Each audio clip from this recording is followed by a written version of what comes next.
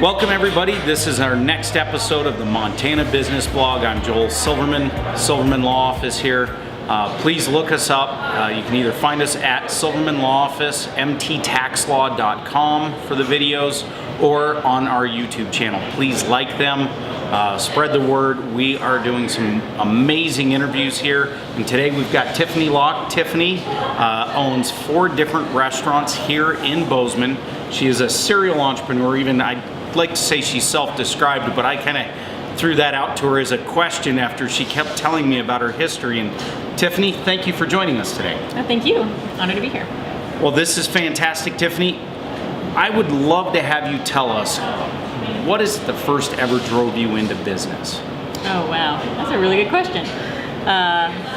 I grew up in my father's restaurants. I was working in them before I could see over the tables, wiping tables off, and I felt so satisfied when I was working. It just was in my blood. And by the time I was 9, he had 5 restaurants. By the time I was 9, I told him I wanted to work in one that he wasn't working in, so I would have respect from all my worker friends, and I ended up being a bus girl at one of the restaurants that was near where my grandparents lived, and I worked at it every Saturday night. So that was like my first business foray, and I just felt like I just was an entrepreneur at heart. My grandfather had gas stations, and he would always tell me that I would have a business someday, and he always told me I needed to have one on a corner, and now I have one on a corner too. And I had lemonade stands and little stands when I was little. So you've got 4 restaurants, businesses in Bozeman. Why don't you tell us about each one of them and what are the differences between them? Oh, okay. Well, we're sitting inside Sola, and Sola opened in 2008, and that was right when the recession hit, and it was a fun time to open a business, but frankly, people I think were really excited to have a place that was just kind of accessible and a place to gather and that wasn't going to break their budget, so it worked out okay for us. We expanded this cafe once right away, and then our next place didn't open for a while, and that place is Red Tractor Pizza. And Red Tractor Pizza is on Main Street, right across from the co-op at 10th and Main. And it's a farm-to-table concept. Sola also is farm-to-table. And my whole focus is as sustainable our food supply as we can have it, organic when it's possible, economically, and local as much as possible. So Red Tractor Pizza is farm to pizza all the way, and I, in that business, have an amazing business partner who really took that brand and made it what it is for our community with music and with amazing farm relationships and just a great vibe. And that guy's name is Adam Pacione, and he grew up at his father's knee in the restaurant business too, so we share that kindred spirit. And then the third one is on campus at Montana State University in the Jake Jabs College of Entrepreneurship. And Jake Jabs insisted when he gave the money for that building to get built that that there be food that was private enterprise in there. And so we are the only non-institutional food on that campus. And it's a little cafe, kind of a kiosk inside that building. And that's almost 4 years old. And then our 4th one is just opened this year. It's called Treat, and it's a dog-friendly cafe on East Main. We have a great dog patio and then a little area where dogs can hang with their owners inside, and we have the best of the best from our bakery there, as well as a few special lunch and breakfast items. Definitely a smaller version of what we have here. This is a full-on restaurant with a bakery and cafe, and we do a lot of really great, gluten-free and plant-based, and we just added a juice and smoothie bar. And everything we do is as fresh as it can be. And like I was saying at one point, food is art, and we really pride ourselves on making it look as pretty as it tastes. And we want people for it to taste as good as it looks. So it's kind of that full circle. Excellent. So tell me a little bit about your family. Oh, about my family. Well, I mentioned my father. He's a serious advisor to me, and having had 5 restaurants himself, he's definitely somebody who I can look to for not only encouragement, but pragmatic advice, and has always been an inspiration for me. And he doesn't live here, and he sold his restaurants a long time ago, but he's kind of lives vicariously now through my endeavors. Although gets to go play golf every day, which is great. My kids, both of their first jobs were here at Sola Cafe, and my older daughter lives in San Francisco now, but before she moved away after college, before she went to grad school, she had worked every single job in our business, which means everything from cooking to baking to managing to, of course, cleaning. And my younger daughter was an amazing barista. She now graduated as well and doesn't work here anymore. So neither one of them works for me anymore, but I'd like to think that they learned a lot about entrepreneurship. They're both entrepreneurial themselves. So, yeah. Excellent. Now, you had told me a story off camera about your move from Colorado to here. Why don't you tell our audience about that so they can understand kind of where you came from and how you got to where you're at today? Oh, okay. So it kind of went full circle. I'll go a little bit further back just to kind of tie it all together. I grew up in Indiana where my dad had the 5 restaurants in Indianapolis, and I moved to Colorado, which is where he went to after he sold the restaurants. And when I was there, I had a little bookstore in Colorado and sold that and moved to California and opened a cafe and gallery with my girl's dad. And it was great. We had music 6 nights a week, and we were open 7 a.m. till midnight. We had art all over the walls. He was an artist, a wood sculptor, and he did all the furniture and the cabinetry, and it was just gorgeous and really fun, very lively. Had my second child and was like, I can't work 7 a.m. till midnight and be the kind of parent I want to be, so that was the time to sell that business, and we did. And I missed it almost instantly. I missed the community, I missed the creativity, I missed the kind of like, it felt like I was hosting a party every day. And I knew that someday I would do it again, and it took me quite a while because after that I ended up, we went separate ways, although always we're good friends. But I ended up in the Bay Area and ended up working for a company that put on events. That company went out of business after 9/11. I ended up working for Borders Bookstore. That's when I was in Colorado. This is a crazy story, sorry. And then I was really not enamored with the Colorado I came back to. It was a lot of traffic, a lot of higher prices for homes. So Bozeman's Borders they were about to open a Borders in Bozeman, and they wanted me to open it for them. So I did, and moved here, and this is how I did the market research for Sola. I knew when I came here that this is gonna be where I did my next cafe. And it was about 5.5 years later that I found the perfect location and got the business loan and made it happen. Excellent. You were able to use the research from Borders to help you spark an idea of a business that you wanted to start creating as the next career move for you. Yes, very much so. And also, I feel like because that company started as an independent and grew into the big box corporate, publicly traded company that it was an inspiration for me to see what worked and what didn't work. Having been, I had enough of my own small business experience, and then I was working in a corporate environment that had some vestiges of independence in there, and they gave me quite a bit of autonomy, which worked for my personality as well, which is good. I got into a few, I had like wild animals in the store. I got in trouble for that, but anyway, it was fun.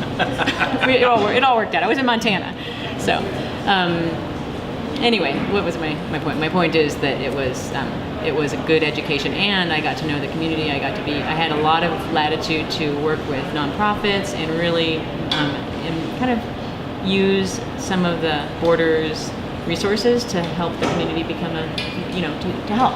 And it's always been my philosophy, so I felt like that really matched my values, and then I brought those relationships with me when I opened up Sola. So, what are some of the things that give you passion in life? Yeah.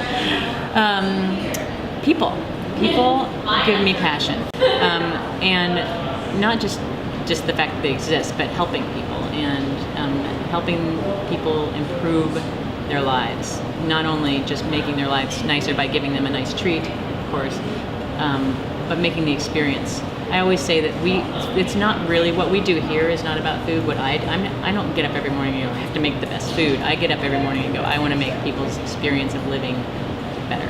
And that to me is about providing a nice interaction, but it's also about having a real, connection. So clearly you care deeply about your employees, and we'll get into that in a minute. What do you do through your businesses to create a deeper connection, giving back to your community, things that really drive a community connection back to your businesses? I try to say yes as often as I can. it's always a balancing act, because there's always, you know, there's a little pot of gold, and you have to go, okay, here's a little bit for everybody. And I really like to make sure we're sharing the wealth. That if somebody's doing a project, you know, there are nonprofits, so many here in this town, and everybody's got a really beautiful cause, so we try to help them, you know, give a cookie platter, or we have a little program where if every month we have a charity who applies to get our 10 cents for charity. Like we give a dime every time somebody uses their own mug, and then it adds up like a few $100 somebody gets every month. So it ended up being, you know, over $100,000 we've given over the course of our business, just doing that program alone. So just saying yes. So you've raised over $100,000 just from the 10 cents per month? From the 10 cents and from 2 other programs that we have combined in that, yeah, we have. That's amazing. Yeah, it adds up. I mean, yeah, because that's an indirect way of getting customers to buy into what you're doing without them having to really go out of their way. It definitely creates a better connection, doesn't it? Absolutely, and people also really appreciate that. I appreciate that they're actually helping the planet too. When we have the truck roll in, and I'm like, okay, that entire pallet is going to get thrown away. That doesn't feel good to me. So I feel like I'm helping people make a better choice too. Excellent. So we're talking about your passions in business. What about your passions as a mom raising 2 girls? What was that like? Especially because as you told me, you were a single mom. Yeah. And so there's a lot of struggles that go with that, especially being an entrepreneur. What were some of those? Well, sorry. Go ahead. It's full. So, oh yeah, we're good. We'll be fine. Yeah. Wow, there were a lot. I mean, I have a wow. That's a really big question. It is.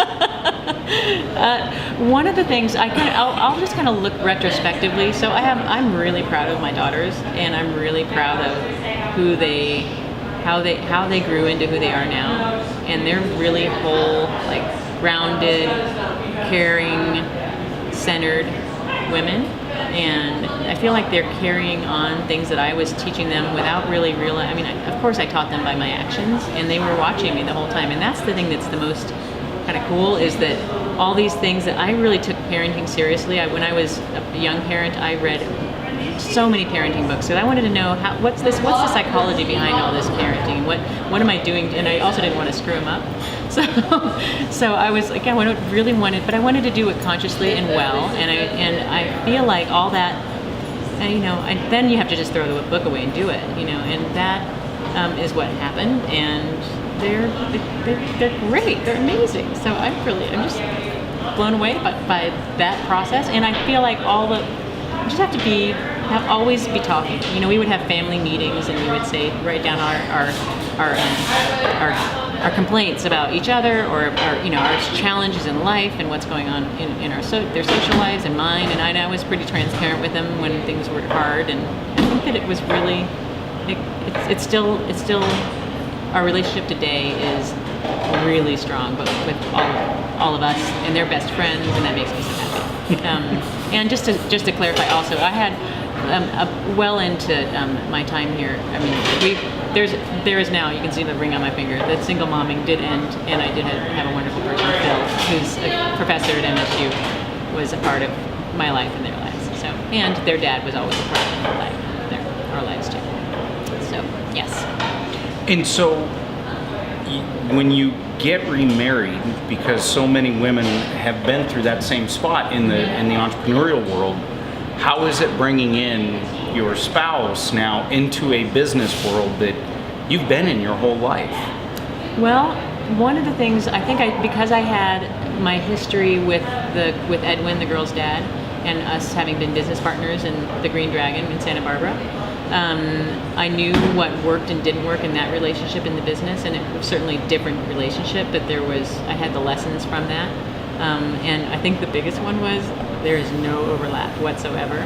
Like, he basically he's a professor, and I don't go to his classroom, and he eats at my restaurant, but he's like not in my business. Like, we'll talk about a couple of the challenges now and then, but it's not like, It's not a family business that way. Like we have our own careers. It's like, and it works that way. Excellent. Yeah. So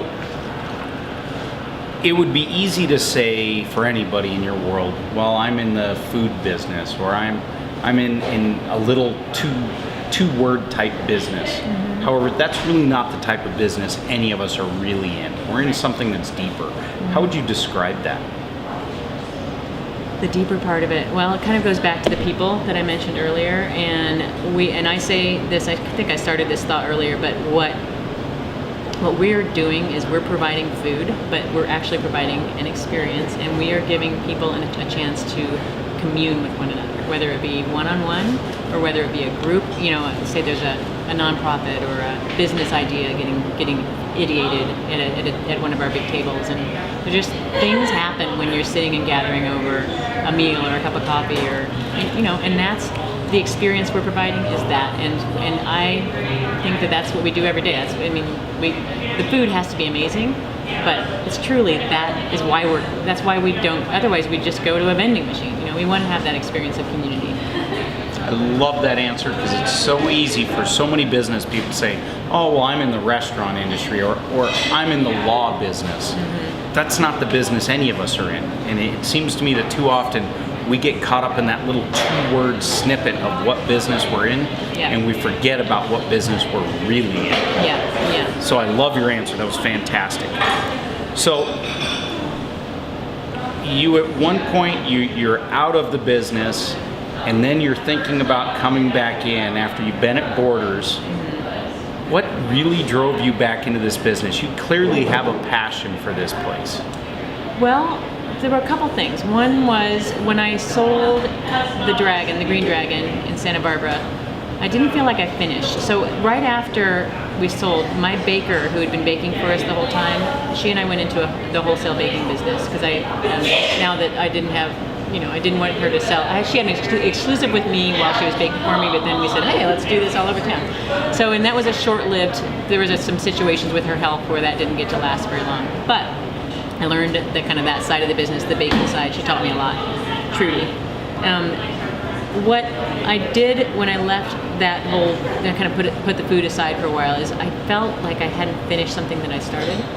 And I wanted to do it better than I had done, and I wanted to do it more completely. And in the meantime, I did a lot more personal education, and I understood not only the ins and outs of business, but I also understood the food systems and the sustainable food system piece, which I really had started at the Dragon. We had it was all organic, and we were trying to educate people about, the ridiculous DDT circle of poison, which was kind of prevalent back then in the late 80s, early 90s, where we were importing poisonous coffee that we had outlawed a chemical that was then being used on things that were coming back into the country. That's why it was called the circle of poison. It was kind of a smoke and mirrors thing. Anyway, I got a little activism in me, and that's still there.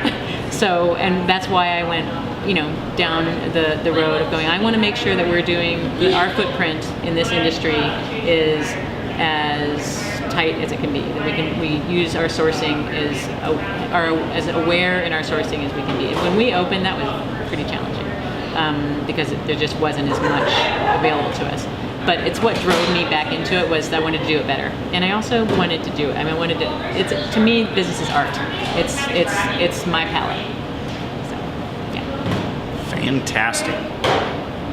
So earlier we had talked about your culture. You have a fantastic concept on culture and growth within your business, and I'm hoping you're going to remember this, so you can share this to everybody, because I was really impressed with it and I was drawn in on this. I mean, you had me hooked. Cool. I'll remember. It's really important. It's kind of our foundational values, which we spend a lot of time on, making sure that we all kind of understand them. And sometimes I feel like we do a better job of it than others, because it gets real busy and then you don't talk about it as much. You just live it. But one of the first things that happens, and I didn't mention this to you when we were talking before, is the people who apply here. Some of our questions elicit the values before we even talk to them for the first time. So when we have our first, before we have our first interview, they've written basically an essay saying kind of what is important to them. And so it starts with that. I want to know what's important to somebody before they walk in the door, because if what's important to them is similar to what's important to us as a culture, then we are much more likely to have that experience that we're attempting to deliver will be more likely to happen. I also look for people who are having a sense of self-responsibility, where they're owning that. They don't expect us to do it all for them, and they don't want, they're not gonna, I don't know if you, some people just like to blame everybody else for their problems, and we kind of look for people who aren't as prone to do that. So that's the starting point. And then once they're in our organization, we try to promote from within. I always say everybody who starts here, if they, kick butt and they make it happen, and everybody they gel with our team, then they can pretty much write their ticket. If they want to be a lead, if they want to learn how to bake, if they want whatever they want to do, I want them to be able to use this experience to make their lives what they want their lives to be. And that means it could be somebody who's going to come up in this industry. Most often it's not, because we have a lot of college students who work for us, and this is a stepping stone for them. But we ask them, hey, what is this going to be? What is this going to do for you when towards your goals? And that's the kind of the filter we want them to be thinking, so it's not just a paycheck. So you talked about the culture there, and you talked about in the interview process that you want people who are already hitting your culture points during the interview without you eliciting it. How do you find those people that are the self-starters, if you will, that you were describing, that have that motivation already? How do you do that in an interview process? That's a really good question. I still wish I had that answer. That I wish it was so black and white, because it's not. I mean, we don't always. It's not always a win. But I have to say that, that saying "like begets like." You get, if you can see that there's that spark when you're talking to somebody, and then you bring that person into a team that already has it, they're going to rise to the occasion. And if they don't rise to the occasion, it's only fair to the team for that person to not stick around. And usually it's pretty obvious pretty early. So that nip in the bud idea of like, okay, this isn't going to work. And it's interesting. It can go south quickly if you don't do that. So you have to be really rigorous. And I've learned this is hard, because if you are like a people pleaser or a nice person, you're like, oh, I don't want to hurt their feelings. But truly, you're hurting all the great people if you don't hold people to account. And as far as, back to the essay though, I mean, I think before they even walk in the door, you get a sense, because they talk passionately about not only what we're up to, because of course they're going to try to get us to think that they love our business, but what else are they doing in their lives? How else are they showing up that way in their lives? And so are they kind of looking at their lives from a more whole perspective? Does that make sense? Mm-hmm. Absolutely, that's fantastic. Even more so, I think today with our tightening employment market, mm-hmm. right, where in Bozeman we're under a 3% employment rate. Yeah. And so that makes it harder to find people, and oftentimes I really discourage my clients from going outside of their values. Yes. Because as soon as you step outside of your values, it's almost impossible to hire someone that's going to stick with your team. Absolutely. Right? We have learned that the hard way, because there's sometimes when you're like, we just need somebody who can, whatever, cook, or make a drink or whatever. And frankly, there's a saying, and I'm sure everybody's heard it, is hire for culture, train for skill, or something like that. Basically, so you can't. And I had another one. I'm not going to say the bad word, because I know I'm not supposed to do that on the internet. But I had one of our bakers she was training the new people, and she would call me the second day the person was working if they weren't going to work out, and she'd say, Tiffany, you can't teach give a crap. You can't teach give a crap. Anyway, and it's true. If somebody cares, they care. And if they care, that's what I say when I'm training I don't train the frontliners anymore, but my one line training is care.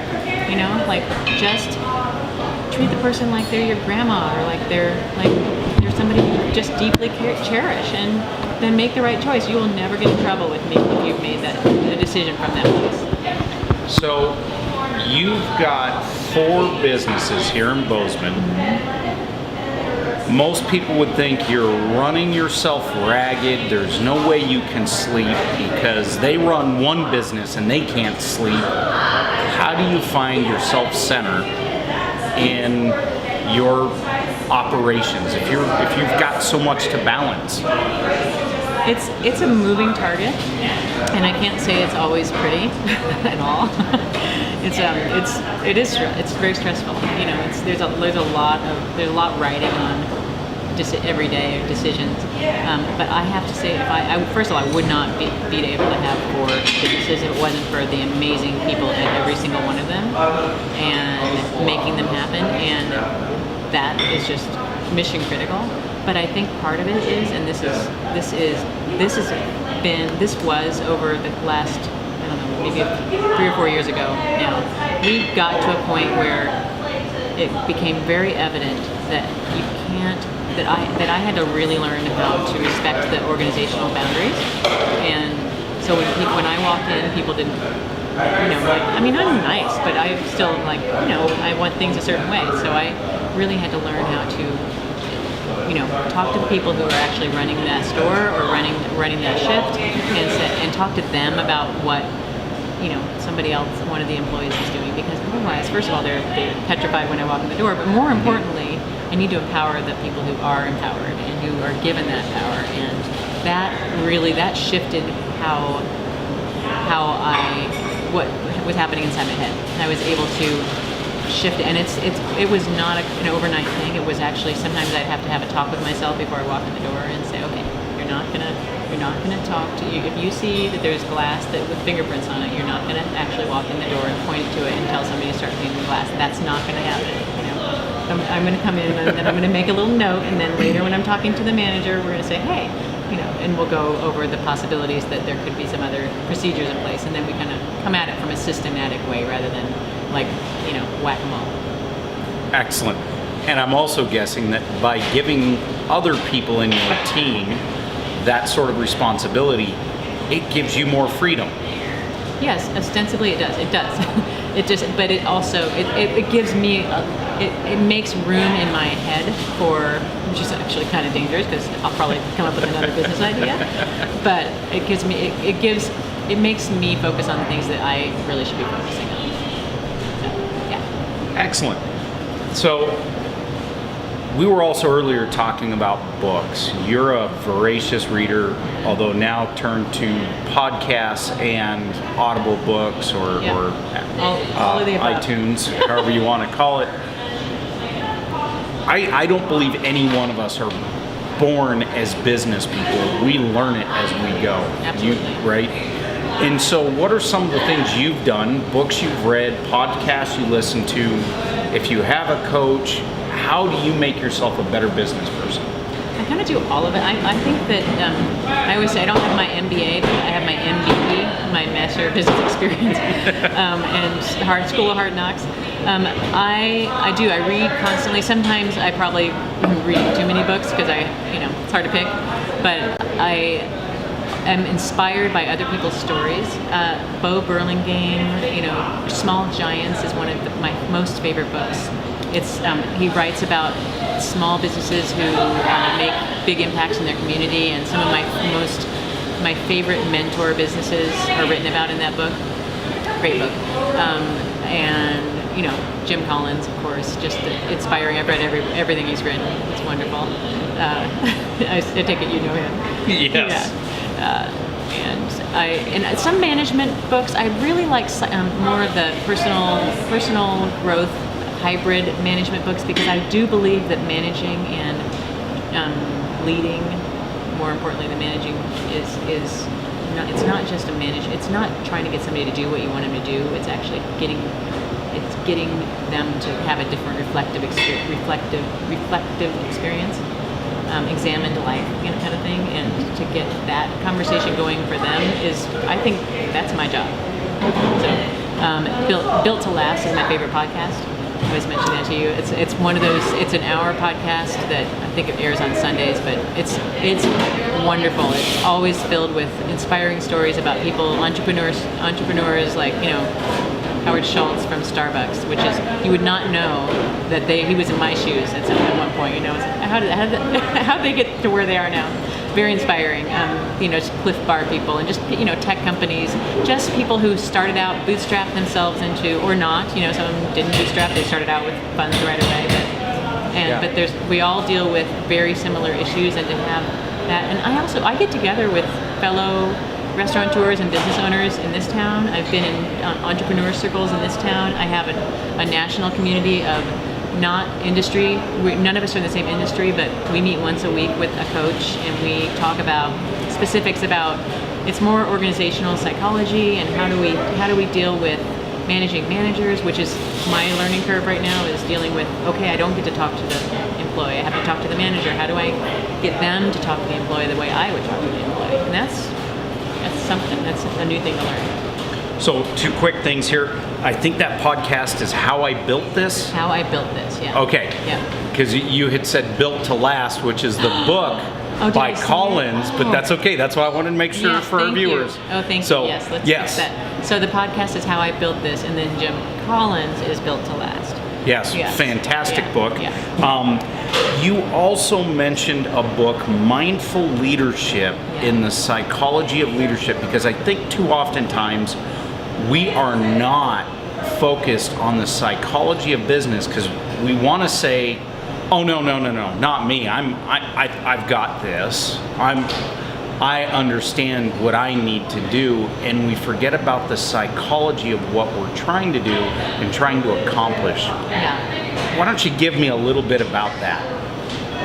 Well, so yes, a book I read recently is called Mindful Leadership, and we'll have to look it up because I don't remember the wonderful woman's name, and she has consulted with Fortune 10 companies going into their C-suites and helping them be better leaders and mindfully, and bringing in tools like non-religious meditation, where it's just stilling the mind and getting really clear on what am I doing this for, and why are we here, and what are we up to, and and it's interesting to me to watch this because I've lived in California a long time, and that woo-woo is, I'm no stranger to woo-woo, right?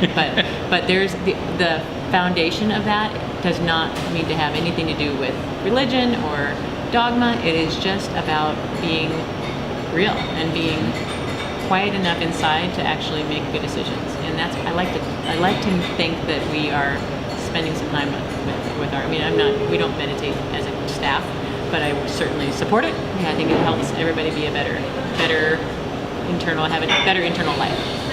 Yeah, so. I would agree with you 100%. I used to think it was frou-frou-y BS meditation, and I never understood it until recently when I was doing a deeper dive into it, because I had my own struggles of trying to calm all the noise in my head so I could pick a clear path. I definitely think I'm getting better, but my staff might say differently, or my team would say differently. But it definitely seems to help me. Yeah, it makes a huge difference, and it's really cool to me to see that it's coming into mainstream. Like, we're actually going, oh, this actually helps. So it's cool. Now, you also do some things outdoors that help keep you grounded too. So yes. what are those? Well, I moved to the Rocky Mountains because I love spending time outside, and my sanity is a daily hike with my dog or a ski, one or the other, depending on what's happening. And yoga, but most importantly, being in nature and having that time just to not have the phone ringing, not have the email, pinging me, and having good boundaries with that. When I'm, I turn off email at a certain time and say, okay, I'm not gonna check it because I know my head will turn back on again. So, what time is that for you? It's usually about 8. But sometimes it'll be earlier if I have family. Like, I'm really good about not checking it when I'm engaging with my family. So then what do you do to prep yourself for the next day? Do you do something in the evening that helps you calm your head down so that you can get to sleep, get a good night's sleep, and the next day hit the ground running? Yes, my best practice, and I can't say, I would never want somebody to think that I do this every day because I'm not perfect at it at all. But I have my best days when I'm able to download my brainstorm what's still on the list, and really, and I use an online project management tool that I just push. I just schedule it out and I make sure everything's on there, so I know, so I don't have these details. And then if I do, it's on my phone and on my computer, and I'll if I do wake up in the middle of the night, I'll stick something in there so I can sleep again. Because otherwise, I worry I'm going to forget it all night. You had gone through a recent business challenge, and I don't want to get into what the challenge itself was necessarily, but what were some of your takeaways, and how did that help you grow? Well, so overall, I had a couple takeaways. One is, I kind of mentioned that I having a little more space in my head, I come up with ideas. I'm always seeing opportunities because it's fun to see, and it's not like, it's coming from a place of, I think, more creativity than maybe some people who are in business go, we just got to make more money. And of course it has to work. But my motivation has been, okay, there's a need here, I want to fill it. And I went into a marketplace that I didn't really hadn't done as much homework on as I, in hindsight, should have, and got ourselves in over our head. And it really put a lot of pressure on the entire company. And I had to really face that and go, how are we going to get out of this? And we came up with a solution, and it was painful. I felt like there were a lot of points throughout that process where I wasn't being the kind of business owner or employer that I wanted to be, because I didn't have as much control over some things that I needed to have control over. So I think overall I learned that maybe just to slow down in some of my decisions, and I did start to involve more advisors once I was heading down that road, because it's hard. It's to have one decision. Like, once you have more than one entity, then what happens with one really does affect the other.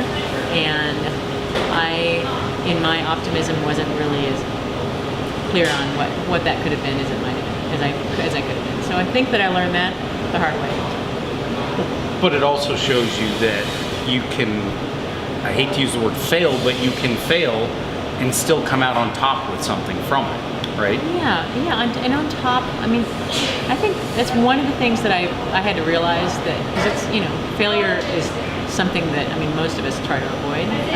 But that podcast I told you about, and every single person we've all failed. Mm-hmm. Like, I've had failures.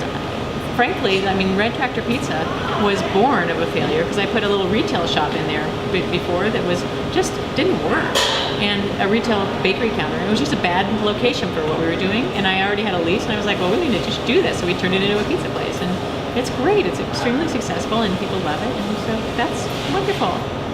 So yeah, it's just what is failure? It's a failure is if you don't learn a lesson from something where a lesson really needs to be learned. So help walk me through this then. You have the bakery's not working. Well, the bakery was working. That's where bakery was making food for Sola and for Sola. But we also opened a retail storefront, and that was, and we had signed a fairly large amount of additional overhead to do that. So we needed to figure out a better business model to make that overhead make sense. What made you say, let's go, rather than just cut it off? What made you say, I've got to find a different restaurant or a different business for this? And what led you to a pizza joint? Two things. One is I was already heating the 14-foot wood-fired oven, and I looked around town and I said, okay, wait a minute. The values we're expressing through Sola, farm to table, organic, really good quality, that's not being done in pizza in this town. And those two things together made me go, wait a minute, maybe this makes sense. And so my dad came out, and over Christmas we tore the place apart, remodeled it, and then turned it into what was called Red Tractor Pizza. And then Adam, the business partner who is, like I said, made it what it is today, he was going to be working for us here at Sola. and as a cook when he came back from Christmas, and then our manager fell through, and I called him. I said he told me he wanted to open a pizza place, and he wanted to work for me in the pizza place. I said, oh, you can't do it. You know, we already have somebody. And he ended up. I called him and I said, hey, we're going to do the pizza place. He's like, oh my gosh, and he came back and he was right in there, sleeves rolled up, and I mean, he just inspires me every day. He just really put his passion into it and made it his own, and it worked out. It was, I mean, it ended up being a very good business relationship, and he's a very, very vested partner with us now. So. I'm sure it doesn't hurt either that you're right next door to Bozeman High School. It doesn't hurt. It helps our lunch. Our lunch rush exactly is great. There's a line of kids out the door every day at noon. But the evening is when it's really fun because we have music and it's and it's families. We have a kids play area. We expanded. We put beer and wine in, and we've got a really fun, like just lively, family friendly environment. And people trust that it's kind of like. You don't feel guilty when you eat our pizza because we actually do, like, it's kind of like all these great veggies on top of the pizza. There's great meats and veggies, sustainable meats and stuff, and vegan stuff, vegan cheese, if you want it. Excellent. Yeah. Let's do a quick little dive into technology. How has technology changed your world in the restaurant industry? It's definitely changed it in some ways. So a couple things. One is I'm a pretty early adopter to technology. So I'm pretty sure I'm not overstating that we were the first people with the iPads in town, first people with the online ordering. It's, maybe Pizza Hut or something like that had it, but we use kiosks at the university, and we have been for 4 years. So we don't have cash registers there. The students get out of class and they come and they put their own orders in, which is great because it works, makes our business model work, because the in between classes it would be really terrible to have that many employees sitting there. But when it's busy, we need them to be able to make the drinks and the food, not to be, it just works. And the students teach the next generation, and they're just keep passing it forward as far as the knowledge. We use everything in the cloud. Almost every single thing we do now is in the cloud. And when we first started, that wasn't the case. But now, our scheduling tool, our timekeeping, our payroll, our accounting, our point of sale, everything's in the cloud.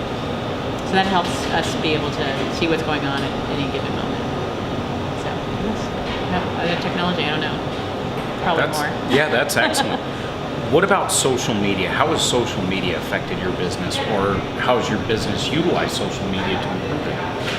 Well, it's interesting. So I have the comparing and contrasting of Sola, which opened right when, 2008 is as social media, especially the sharing technology of, Facebook, and that was when that was coming on. So we were kind of like, later we were like, oh, we probably should do this. It wasn't our first, we weren't thinking about it. So it was a little late for us to get going, so it kind of took us a while to get, enough people, involved in our social media. But Red Tractor opened in 2014, and that was 2013. Sorry, I'm losing track of my. Yeah, 2014. and we had like thousands of likes, right? Like followers or likes or whatever, however you say it, right away, because we did it right. We started out of the gates with it, and because of that, it's a very alive social media experience for that business. And our Sola is definitely gotten its own, but it's a little bit different culture. I think social media can have a culture, and that's kind of just what I've learned. I don't know if that explains it, but we do pay attention to it. Excellent. What do you do to get yourself out of the business, to clear your mind, to get time away from the business? Because you clearly have a great team around you. Mm-hmm. Get out. What do you like to do when you've got that time away from the business? Well, I mean, my daily rituals are pretty set in the hiking and yoga. Those are my two rituals that just are kind of non-negotiable. When I get away, one of two things. I either travel far away. I love to go. We have some family who lives over in Europe, so we love to go over there, and I love getting inspired. One of the things, I don't go out to eat very much when I'm in town because I'm here and I'm always at one of the places, or I'm just my head in a computer. But when I'm traveling, I like to get inspired. I love to go to the markets. I go to farmers markets and the open air markets, and just soak in all the food and the flavors, especially from various countries. And then the other thing is I go to California. My family, a lot of family lives there, my sister, my nephews, and family is a really important part of my life, and so spending time with my family is really important. Fantastic. Now, it's always a difficult question, but where do you see yourself in 10 years from now? Oh my goodness. My commitment is to be healthy and vibrant and contributing to my community. Exactly how that looks, I can't see it looking much different than it does now, other than the fact that I probably will have some grandchildren. So I'd like to have some flexibility to see, my value that I just said, family. I want to make sure I've got the flexibility to be a great example to them, and a help to my daughters. And I'd like to be paying forward some of the lessons learned. I just started volunteering with SCORE, so I want to help others who are thinking about, I want to go in business. I love writing business plans. I love helping people think through the numbers and think through the marketing and just really getting real with what's possible. So I can see that being a part of what I'm doing. By the way, for everybody out there, if you're a new entrepreneur, SCORE is a great benefit out there. They're a nonprofit. Yeah. They help new startups. Mm-hmm. It's right? free. It's free. Mm-hmm. So, and they get wonderful business people in the community to help out. I've helped out with SCORE. Our firm has helped out with SCORE. Mm-hmm. Great organization. I can't plug them enough. Yeah, they're awesome. Yeah, and I also have been very much helped by Prospera in the Women's Business Center. Yes. And also an amazing local organization, and Women's Business Center, non-local. Beyond here. Just tapping into the resources is so important to know. Just to get help. People want to help. Absolutely. So, we've been going quite a while. I'm going to finish it off with two last questions. Mm-hmm. The first one, my wife would kill me if I didn't ask. Give me two of your favorite cookbooks. Oh, okay, that's easy. So one of my inspirations is Alice Waters. She is the kind of the grandmother of the local foods movement. She has Chez Panisse in Berkeley, California, and The Art of Simple Food is. I like cookbooks that give you the fundamentals so that you can just not have to look at a recipe again after you've read it. It's kind of the way I like to work, because I just like to go to the farmer's market and say, run with it. So anything by Alice Waters, first of all. And then the Ottolenghi series, this is a couple of guys who have restaurants and cafes in London. And one trip, about 8 years ago, I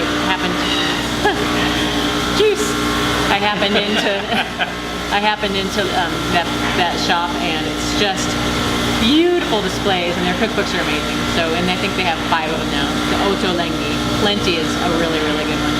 Okay, excellent. So as everybody can hear, business is still running. It's a great atmosphere here. There's people running around everywhere.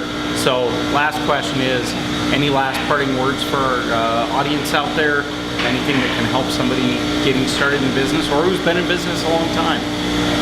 Oh my goodness. Couple things. I said it before, and I just wanted to reiterate how important the people are, how important the team is. I feel remiss for not having mentioned somebody who we can kind of see if we look down there, and that is Stacy Wemp. She has been with us since day one. She actually helped open the Borders bookstore, and she is a partner now in Sola. And if it wasn't for her steadfastness, I would not be alive, and I'm extremely grateful to her. I just cannot be on film without saying that. And it's a Rock of Gibraltar kind of situation, and I'd say take care of your people. That's my biggest, figure out what they need, do for them, and also take care of yourself, because if you're not rejuvenated, then you're not going to be the kind of boss, leader, entrepreneur that you need to be in order to do, because it's rigorous, It takes a lot, and you live, you eat, breathe, and sleep it, and it's true when they say that. It's not an understatement. Absolutely. Tiffany, thank you so much. I just can't tell you how thankful we are that you joined us. Please, everybody, come down to Sola Cafe. Come grab a cookie. They've got wonderful arrays of lemonade downstairs, all handmade, and teas. The food is just fantastic. What a great bakery you've got. This is Joel Silverman from the Montana Business Vlog. Find us on mttaxlaw.com or on YouTube. The Montana Business Vlog. Thanks for joining us, folks. Have a wonderful day, and we'll get outside and enjoy the winter that's starting.